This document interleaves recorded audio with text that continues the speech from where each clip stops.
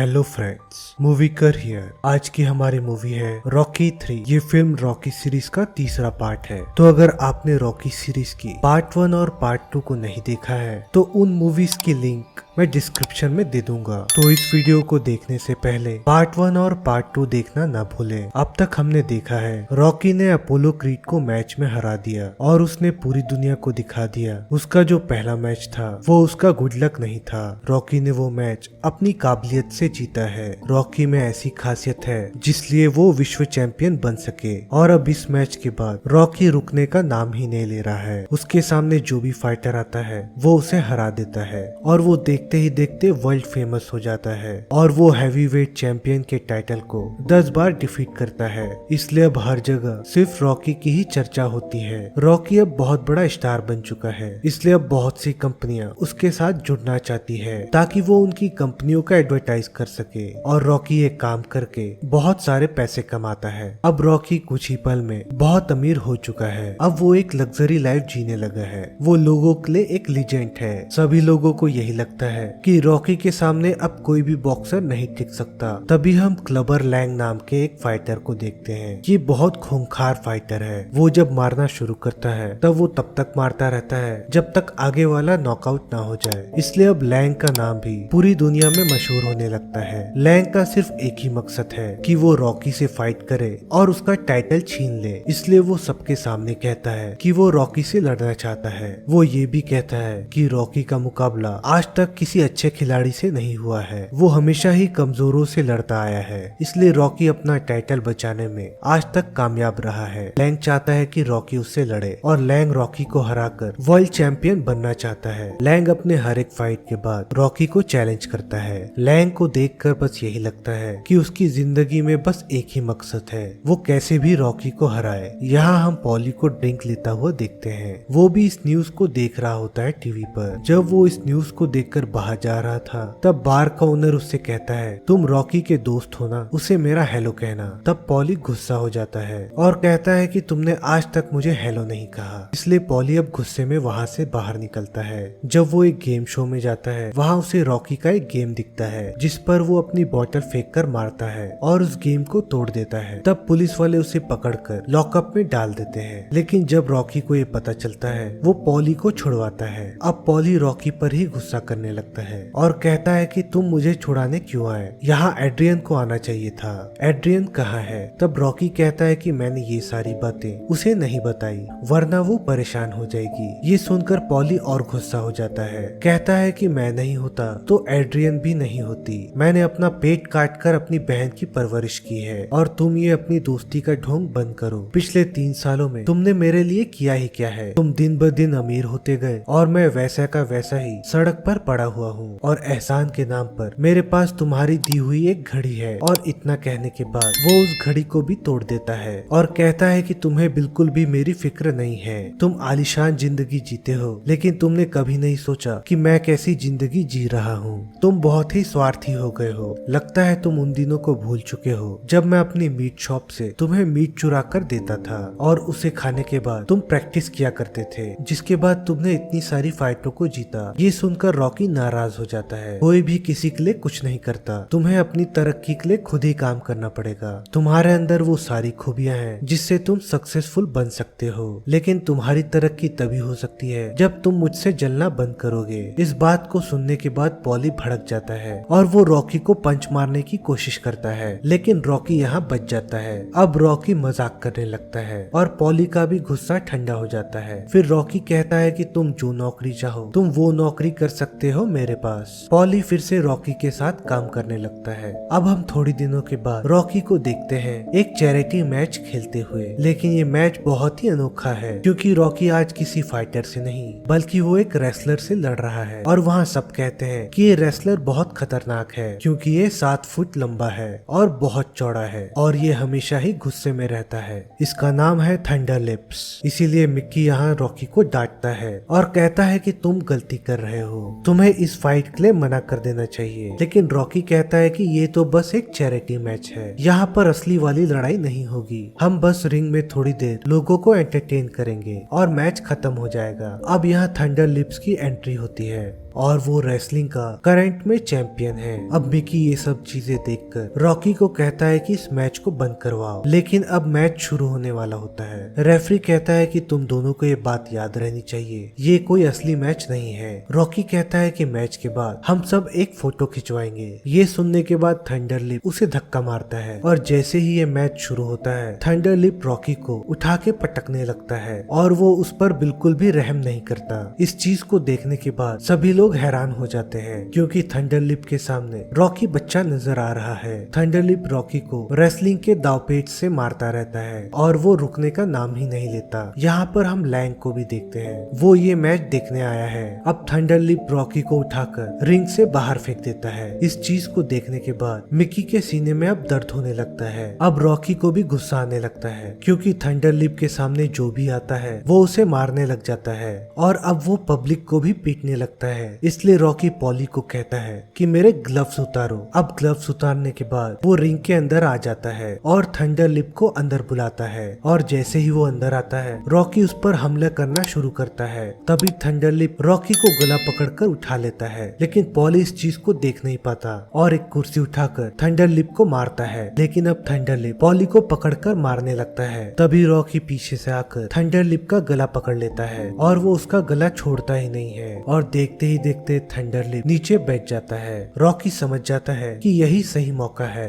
फिर वो थंडरलिप को उठा लेता है और अब वो उसे रिंग के बाहर फेंक देता है और इसी के साथ ये मैच यहीं पर खत्म हो जाता है। तभी थंडरलिप आता है रॉकी के पास और उसे कहता है कि बहुत ही बढ़िया मैच था। तब रॉकी कहता है कि तुम इतने पागल क्यों हो गए थे और तुम बिल्कुल सुन नहीं रहे थे। तब थंडरलिप कहता है कि मुझे इसी के लिए जाना जाता है और मैं अगर ऐसा ना करूं तो खेल में मजा नहीं रह जाएगा। अब रॉकी कहता है कि मुझे तुम्हारे साथ फोटो लेनी है, पूरे परिवार के साथ। थंडरलिप कहता है कि क्यों नहीं, बिल्कुल। इसलिए अब ये सब साथ में एक फोटो खिंचवाते हैं। अब हम रॉकी के घर में देखते हैं, यहाँ एड्रियन और रॉकी एक फंक्शन में जाने वाले हैं और उनके साथ मिकी भी है। फिर ये लोग तैयार होके निकल जाते हैं फंक्शन के लिए। जब वो लोग उस फंक्शन में आते हैं तब हमें पता चलता है कि वहाँ रॉकी का एक स्टैचू बनाया गया है और ये वही जगह है जहाँ पर रॉकी दौड़ा करता है। ये रॉकी के लिए बहुत सम्मान की बात है, इसलिए वो पूरे शहर का शुक्रिया अदा करता है और कहता है कि मैं आज जो कुछ भी हूँ वो सिर्फ आप लोगों के प्यार की वजह से। और वो यहाँ मिकी को भी थैंक्स कहता है और कहता है कि मुझे ये इज्जत मेरे काम की शिद्दत की वजह से मिली है, इसलिए मैं हमेशा ही मेहनत करता रहूंगा और आप लोगों को हमेशा खुश करता रहूंगा। तभी वहाँ पर लैंग आता है और कहता है कि इसका पुतला यहाँ क्यों लगाया गया है, ये तो मेरे सामने कुछ भी नहीं है। मैं इसे बहुत दिनों से चैलेंज कर रहा हूँ, लेकिन ये तो मुझसे लड़ना ही नहीं चाहता और ऐसे डरपोक इंसान की मूर्ति आप लोग लगा रहे हैं। आज इसके पास धन दौलत सब कुछ है क्योंकि उसको एक मौका मिला,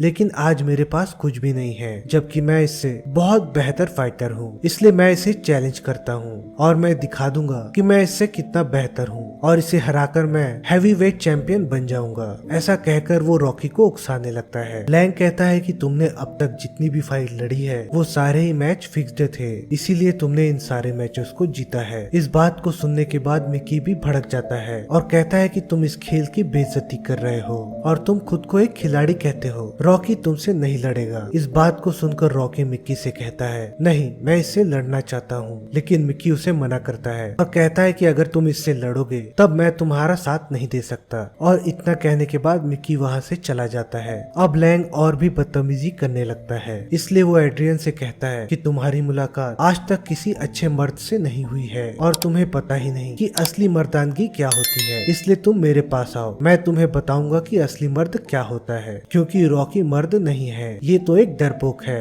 इन बातों को सुनकर रॉक भड़क जाता है और रॉकी लैंग को मारने के लिए दौड़ता है। तब लोग उन दोनों को वहाँ से हटा देते हैं। रॉकी जब अपने घर आता है वो दौड़ता हुआ पहुँचता है मिकी के पास। मिकी अपनी पैकिंग कर रहा है। रॉकी कहता है कि तुम कहाँ जा रहे हो? तब मिकी कहता है मैं हमेशा के लिए जा रहा हूँ। तब रॉकी कहता है कि मुझे कैसे भी उस आदमी से लड़ना है क्योंकि वो हर जगह मेरी बदनामी कर रहा है। तब मिकी कहता है कि तुम इस बात को गार्ड बांध कर रख लो, तुम लैंग से नहीं जीत सकते क्योंकि वो बहुत ही खतरनाक है और अगर तुम उससे लड़ोगे तो तुम 3 राउंड भी नहीं टिक पाओगे। इस बात को सुनने के बाद रॉकी अब भड़क जाता है और कहता है कि तुम क्या कह रहे हो, मैंने 10 बार अपने टाइटल को डिफेंड किया है। तब मिकी कहता है कि उन सारे फाइटर्स को मैंने ही बुलाया था और मैंने जानबूझकर कमजोर फाइटर को चुना था ताकि तुम उन्हें हरा दो, लेकिन लैंग बहुत ही खतरनाक है, तुमने शायद उसकी फाइट्स नहीं देखी है। ये तब तक अपने ओपोनेंट को मारता है जब तक वो उसे नॉकआउट ना कर दे। लैंग से मुकाबला करना यानी मौत को गले लगाना है और मैं इस पागलपन में तुम्हारा साथ नहीं दे सकता। ये सुनकर रॉकी बहुत निराश हो जाता है और मिकी से कहता है कि आज तुमने मेरी ही नजरों में मुझको गिरा दिया और मुझे अब लग रहा है कि मैंने आज तक कुछ भी नहीं किया है क्योंकि वो सारी ही फाइट्स फिक्स्ड थी। तब मिकी कहता है कि वो फाइट फिक्स्ड नहीं थे, लेकिन अब तुम्हारे अंदर वो पहली जैसी बात नहीं रही। जब तुमने क्रीड का मुकाबला किया था तब तुम्हारी आंखों में जीत की भूख दिखती थी, लेकिन अब वो कहीं ना कहीं गायब हो चुका है। मैं नहीं चाहता कि तुम्हारी जान को खतरा हो क्योंकि तुम कभी भी अपनी आंखें खो सकते हो, इसलिए मैंने ऐसे फाइटर्स को चुना जिससे तुम्हें कोई भी खतरा ना हो।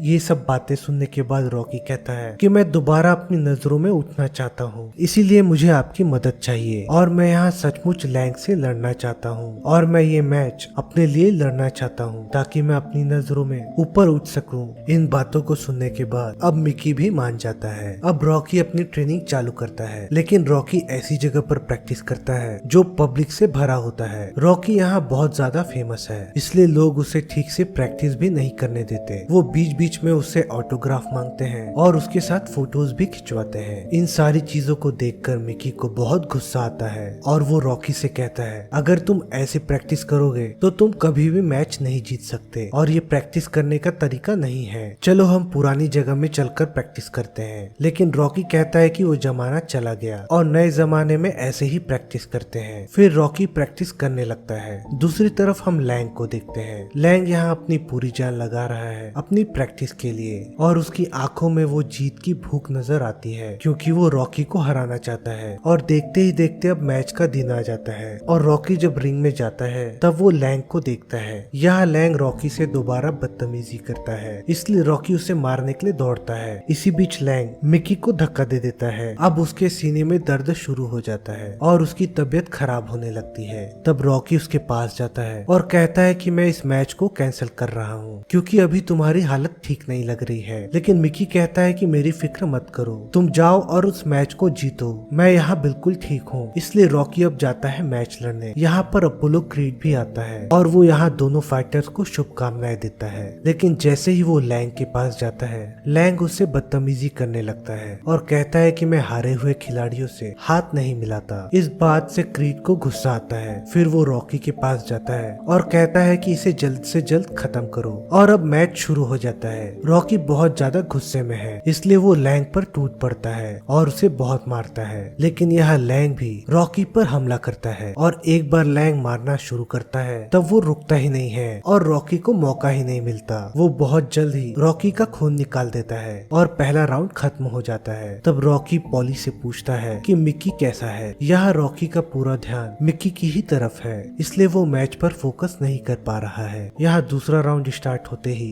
लैंग रॉकी पर टूट पड़ता है। वो उसे बहुत पंचेस मारता है। वो उसे इतना जोर से मारता है कि रॉकी जमीन पर आ गिरता है और वो नॉकआउट हो जाता है और लैंग उस मैच को जीतकर बन जाता है नया हैवी वेट चैंपियन। तब रॉकी भागता हुआ पहुंचता है मिकी के पास और मिकी पूछता है कि मैच में क्या हुआ। रॉकी कहता है कि मैं 2 राउंड में ही नॉकआउट हो गया। इस बात से मिकी बहुत दुखी होता है। तभी वहाँ मिकी की मौत हो जाती है और मिकी की मौत के बाद रॉकी बुरी तरीके से टूट जाता है और उसे समझ नहीं आता कि वो दोबारा फाइटिंग कर पाएगा या नहीं। इसलिए फिर वो अपने स्टैच्यू के पास जाता है और अपने आप को कोसने लगता है और वो अपना हेलमेट अपने स्टैच्यू पर मारता है। फिर वो अपने पुराने जिम जाता है। वहाँ पर अपोलो क्रीड भी आ जाता है। क्रीड को वहाँ देखकर रॉकी चौंक जाता है। वो कहता है कि तुम्हें कैसे पता चला कि मैं यहाँ पर हूँ। तब अपोलो कहता है कि मुझे तुम्हारी वाइफ ने बताया कि तुम यहीं पर मिलोगे। और ऐसा कहने के बाद वो रॉकी से कहता है कि तुम बहुत हारे हुए दिख रहे हो और रिंग के अंदर भी तुम्हारे अंदर वो जोश नहीं दिख रहा था जैसा तुम मुझसे लड़ते हुए दिखाते थे। जब तुम मुझसे लड़े थे तब तुम अलग फाइटर थे, लेकिन अब तुम बिल्कुल बदल चुके हो। इन बातों को सुनने के बाद रॉकी कहता है कि तुम मुझसे क्या चाहते हो। तब क्रीड कहता है कि मैं मैं चाहता हूँ कि तुम रिटायरमेंट मत लो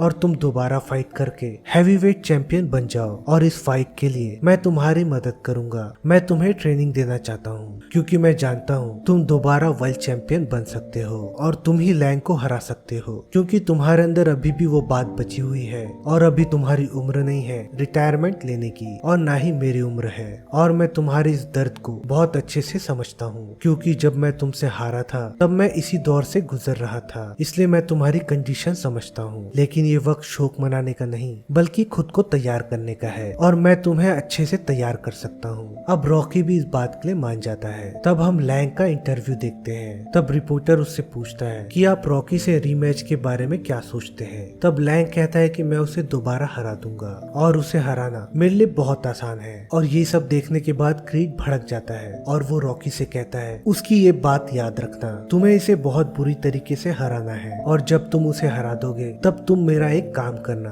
तब रॉकी कहता है कि कौन सा काम। तब क्रीड कहता है कि जब तुम जीत जाओगे तब मैं तुम्हें बताऊंगा। क्रीड कहता है कि तुम्हारी फिलाडेल्फिया में प्रैक्टिस नहीं हो सकती, मैं तुम्हें कैलिफोर्निया लेकर जाऊंगा जहाँ मैं प्रैक्टिस किया करता था। अब सभी लोग कैलिफोर्निया के लिए निकल जाते हैं। जब वो लोग यहाँ पहुँच जाते हैं जहाँ पर क्रीड ने ट्रेनिंग ली थी, वहाँ सब उनको देखकर चौंक जाते हैं, क्योंकि ये जगह बहुत ही गंदी होती है और यहाँ पर सिर्फ ब्लैक लोगों को ही ट्रेनिंग दी जाती है। तभी वहाँ क्रीड का मैनेजर भी आता है जिसका नाम है टोनी। वो रॉकी को कहता है कि मुझे तुम्हारा ही इंतजार था, चलो तुम्हारी प्रैक्टिस स्टार्ट करते हैं। फिर क्रीड रॉकी को सबसे पहले स्विमिंग करवाता है। तब पॉली पूछता है कि इसे स्विमिंग क्यों करवा रहे हैं। तब क्रीड बताता है कि रॉकी के शरीर में फुर्ती की कमी है, इसलिए स्विमिंग से तुम्हारी मसल्स खुलेंगी और तुम्हारा शरीर लचीला बनते जाएगा। इसके बाद वो रॉकी को रिंग में लेकर जाता है और वो उसके साथ फाइट करने लगता है, और वो ऐसे ही पंचेस मारता है जैसा कि लैंग ने रॉकी को मारा था। और अब क्रीड रॉकी पर गुस्सा करने लगता है और कहता है कि तुम बहुत स्लो हो चुके हो, और अगर तुम्हारा यही परफॉर्मेंस रहा तब इस बार भी लैंग तुम्हें 2 राउंड में ही नॉकआउट कर देगा, इसलिए तुम अपने शरीर को खोलो और अपने शरीर के अंदर फुर्ती लाओ। रॉकी की ट्रेनिंग चलती रहती है और ये लोग बीच में लैंग की वीडियो भी देखते रहते हैं ताकि ये लोग स्ट्रेटेजी से काम कर सके कि लैंग को कैसे हराना है। लेकिन क्रीड रॉकी के परफॉर्मेंस से बिल्कुल खुश नहीं है, क्योंकि रॉकी के शरीर में अब पहले जैसे बात नहीं रही। अब अगले दिन क्रीड रॉकी को लेकर जाता है बीच पर और कहता है कि अब हम रेस लगाएंगे और तुम अपनी सारी ताकत लगाकर दौड़ना। अब ये दोनों दौड़ना शुरू करते हैं। यहाँ क्रीड दौड़कर आगे निकल जाता है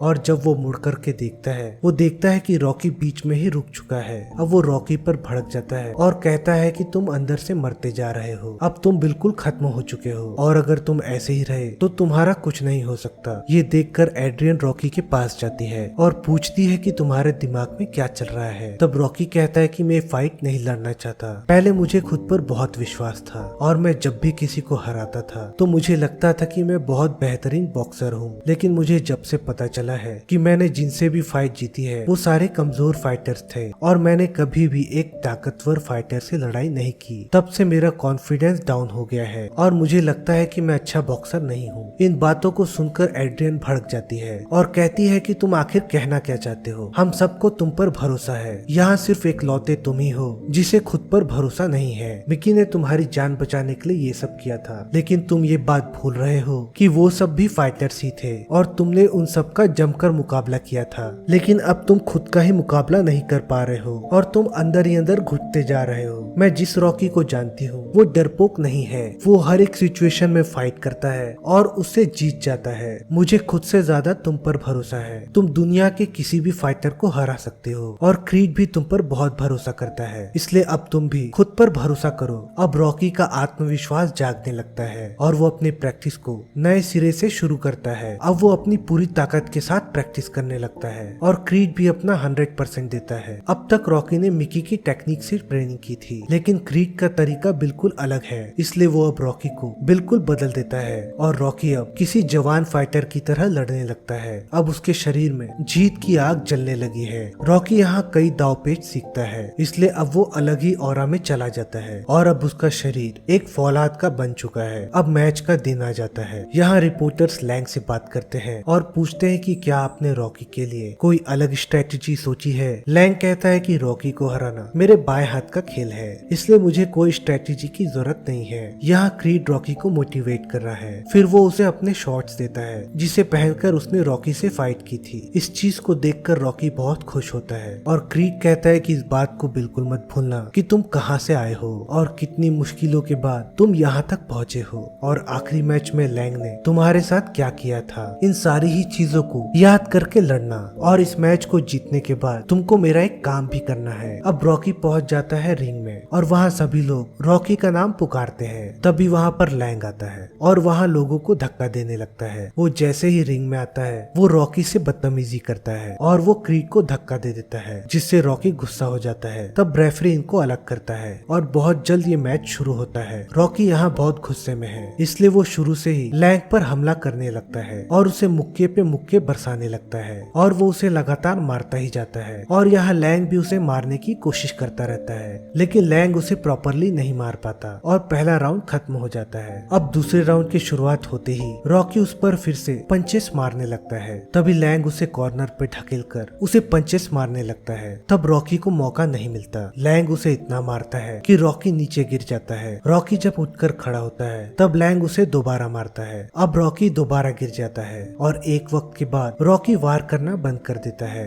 और लैंग उसे लगातार पीटने लगता है। अब रॉकी लैंग को उकसाने लगता है और कहता है कि और मारो मुझे, इतनी ही ताकत है तुम्हारे अंदर, मारो मुझे। ये देखकर पब्लिक चौंकने लगती है, आखिर रॉकी कर क्या रहा है। अब लैंग रॉकी को लगातार मारने लगता है और राउंड खत्म हो जाता है। तब क्रीड उसके पास आता है और पूछता है कि तुम उससे मार क्यों खा रहे हो, तुम उसे क्यों नहीं मारते। तब रॉकी कहता है कि मैंने प्लानिंग की है, मैं जानता हूँ कि लैंग में इतना स्टेमिना नहीं है कि वो ज्यादा राउंड तक टिक सके, इसलिए मैं उसकी एनर्जी खत्म कर रहा हूँ। अगले राउंड में लैंग फिर से रॉकी पर टूट पड़ता है और रॉकी लैंग से मार खाता ही रहता है और यहाँ राउंड पे राउंड निकलता जाता है। लैंग रॉकी को पीटता जाता है। इस चीज को देखने के बाद सारी ऑडियंस चिल्लाने लगती है और देखते देखते एक वक्त ऐसा आता है जब लैंग थक जाता है। तब रॉकी अपने फॉर्म में आता है और अब वो लैंग पर हमला करने लगता है। रॉकी के पंचेस से लैंग की हालत खराब हो जाती है। रॉकी उसे इतना मारता है लैंग जमीन पर गिर जाता है और वो उठ ही नहीं पाता और रॉकी इस मैच को जीत जाता है और वो एक बार फिर हैवीवेट चैंपियन का खिताब जीत जाता है। रॉकी की जीत देखकर वहाँ सारे मौजूद लोग बहुत खुश हो जाते हैं। टोनी और क्रीड रिंग के अंदर आ जाते हैं और टोनी रॉकी को गोद में उठा लेता है। यहाँ सारे ही लोग बहुत खुश हैं। अब इस मैच के खत्म होने के बाद क्रीड रॉकी को कहता है तुम्हें अपना वादा पूरा करना होगा, और इतना कहने के बाद वो उसे रिंग में लेकर जाता है और कहता है कि अब मैं तुमसे फाइट करूंगा और इस फाइट को कोई नहीं देखेगा और ना ही यहाँ पर कोई रेफरी होगा, सिर्फ मैं और तुम होंगे। तुमने जब मुझसे मैच जीता है तो सिर्फ कुछ सेकंड्स का ही फासला रहा है, इसलिए मैं तुमसे लड़ना चाहता हूँ। रॉकी यहाँ पर मजाक उड़ाता है क्रीड का और दोनों ही मजाक करने लगते हैं। रॉकी कहता है कि अब तुम बूढ़े हो गए हो। क्रीड कहता है कि चलो देखते हैं। अब ये दोनों फाइट करने लगते हैं। इसी के बाद ये फिल्म खत्म हो जाती है। तो फ्रेंड्स, रॉकी का ये थर्ड पार्ट यहीं पर खत्म होता है। आपको ये एक्सप्लेनेशन कैसा लगा मुझे कमेंट करके जरूर बताइए, और अगर चैनल पर पहली बार आए हैं तो प्लीज सब्सक्राइब कर लीजिए। रॉकी का पार्ट 4 मैं जल्द ही लाने वाला हूँ। तब तक के लिए thank you and take care.